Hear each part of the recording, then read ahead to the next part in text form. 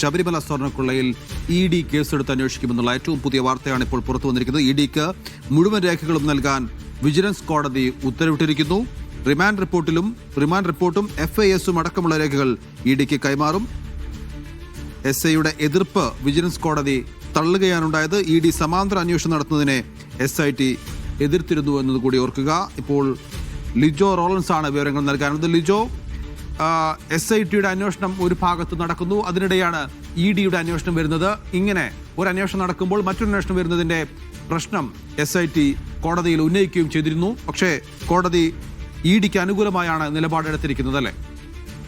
തീർച്ചയായും നൗഫൽ, അതായത് SIT ഉന്നയിച്ച എല്ലാ വാദങ്ങളും തള്ളിക്കൊണ്ടാണ് നിർണായകമായ ഒരു ഇപ്പോൾ കൊല്ലം വിജിലൻസ് കോടതിയുടെ ഭാഗത്തു നിന്നും ഉണ്ടായിരിക്കുന്നത്. ഹൈക്കോടതിയുടെ കൂടെ നിർദ്ദേശത്തിന്റെ അടിസ്ഥാനത്തിലായിരുന്നു എൻഫോഴ്സ്മെന്റ് ഡയറക്ടറേറ്റ് വിചാരണ കോടതിയായിട്ടുള്ള കൊല്ലം വിജിലൻസ് കോടതിയെ സമീപിച്ചത്. അതായത് ആവശ്യപ്പെട്ടിരുന്നത് സ്വർണ്ണക്കൊള്ളയുമായി ബന്ധപ്പെട്ട മൊഴിപ്പകർപ്പുകൾ, FIR ഉൾപ്പെടെയുള്ള രേഖകളും അതിനുശേഷം ഈ റിമാൻഡ് റിപ്പോർട്ട്, FIS ഉൾപ്പെടെയുള്ള എല്ലാ രേഖകളും ആവശ്യപ്പെട്ടുകൊണ്ടായിരുന്നു ED അഭിഭാഷകൻ കോടതിയെ സമീപിച്ചിരുന്നത്. 3 തവണയായിരുന്നു കേസ് മാറ്റിവെച്ചിരുന്നത്. അതിലെല്ലാം തന്നെ SIT വലിയ രീതിയിലുള്ള എതിർപ്പാണ് ഉന്നയിച്ചിരുന്നത്. ഇത്തരത്തിൽ ഒരു അന്വേഷണവുമായി പോയി കഴിഞ്ഞാൽ അത് ഈ പ്രത്യേക അന്വേഷണ അന്വേഷണത്തെ ബാധിക്കുമെന്നുള്ളതായിരുന്നു പ്രധാനമായിട്ടുള്ള ഒരു വാദം ഉയർത്തിയിരുന്നത്. എന്നാൽ അതെല്ലാം തള്ളിക്കൊണ്ടാണ് ഇപ്പോൾ കൊല്ലം വിജിലൻസ് കോടതി ഉത്തരവിട്ടിരിക്കുന്നത്. മുഴുവൻ രേഖകളും ഈ EDക്ക് കൈമാറണം എന്നുള്ളതാണ് വിജിലൻസ് കോടതിയുടെ ഉത്തരവായി വന്നിരിക്കുന്നത്. EDക്ക് ഈ വിഷയത്തിൽ, അതായത് ശബരിമല സ്വർണ്ണക്കൊള്ളയുമായി ബന്ധപ്പെട്ടുകൊണ്ട് കള്ളപ്പണ ഇടപാട് നടന്നിട്ടുണ്ടോ എന്നുള്ളൊരു കാര്യത്തിൽ കൃത്യമായി അന്വേഷണം നടത്താനായി എൻഫോഴ്സ്മെന്റ് ഡയറക്ടറേറ്റ് ഇപ്പോൾ